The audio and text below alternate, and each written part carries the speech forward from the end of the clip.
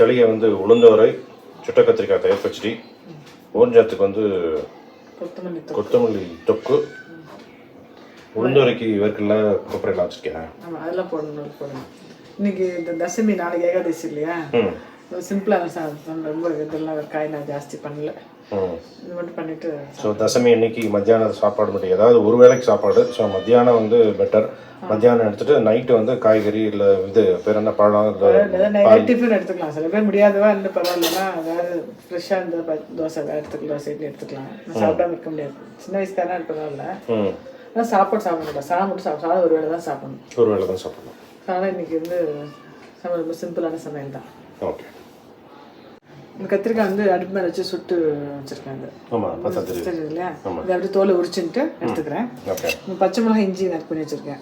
கடுகு உளுத்தம்பருப்பு தாளிச்சுட்டு இதையும் வதக்கிடுவேன். வதக்கிட்டு அதில் போடுவேன். ஆனால் உரிச்சுட்டு கொஞ்சம் கையால் நம்ம ஸ்மாஷ் பண்ணிட்டு இருக்கேன். இப்போ இது வந்து உப்பு போட்டிருக்கேன்.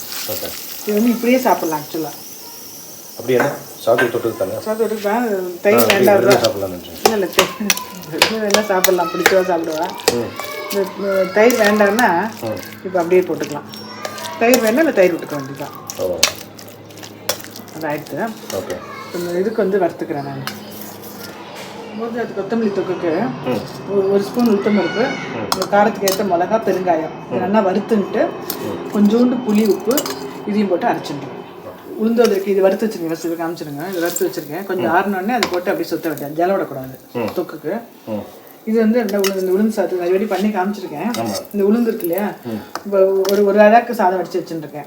ஸோ நல்லா பெரிய டீஸ்பூனில் 2 டீஸ்பூன் எடுத்து உளுந்து, அப்புறம் கொஞ்சம் கொப்பரை, அப்புறம் காரத்துக்கு ஏற்ற மிளகா. நான் 2 மிளகு வச்சுருந்தேன் இன்னைக்கு. இது எல்லாத்தையும் நல்லா ட்ரை ரோஸ்ட் பண்ணி நல்லா நான் ஐஸாக மிக்ஸில் அடிச்சுப்பேன். அப்புறம் வந்து தாளிக்கிறதுக்கு வந்து வேர்க்கடலை, கொஞ்சம் பெருங்காயம், கடுகு வறுத்துக்கிறேன். இப்போ ட்ரை ரோஸ்ட் பண்ணிக்கிறேன்.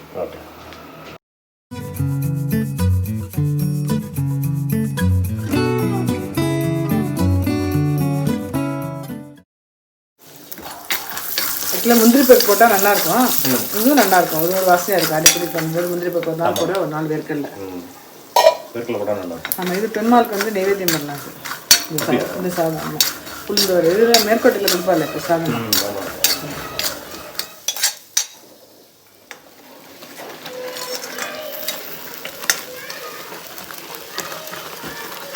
இப்படி கொஞ்சம் சில்லி வச்சுருந்தோம்னா அப்படி நல்லா வந்து இதாகிடும்.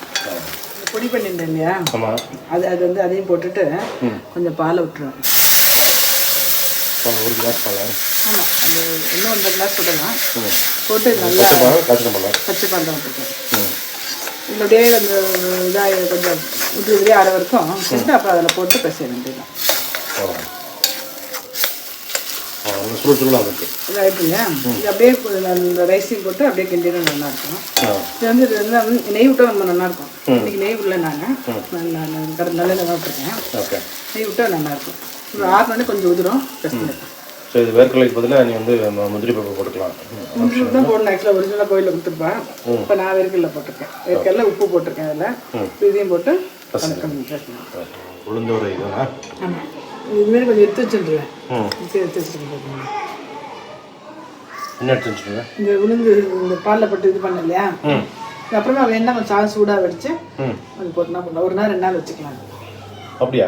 அந்த புளிக்காய்ச்சி வச்சுக்கிற மாதிரி சாதம் வடிச்சு வச்சுட்டோம். இதுமாதிரி கொஞ்சம் மிச்சம் தான் வச்சுக்கலாம். அது அப்புறமா சாதத்தில் பசங்க சாதத்தை பசங்க இருக்கும்போது கொஞ்சோண்டு பெருங்காயமும் வேர்க்கடையும் தாளிச்சு கட்டிங்கன்னு வச்சோங்க, இமீடியட்டாக ஆகிடும், ஃபாஸ்ட்டாக ஆகிடும். உளுந்தோரை பொடி. ஆமாம், நான் பால் போடுறதுனால ஒரு நாளைக்கு மேலே வச்சுனா நல்லா இருக்காது. ஃப்ரிட்ஜில் வச்சு 2 நாள் வச்சுக்கலாம். எல்லாம் ஓகே. தேங்க்யூ, மிக்க நன்றி. வளமோடு வாழ்க.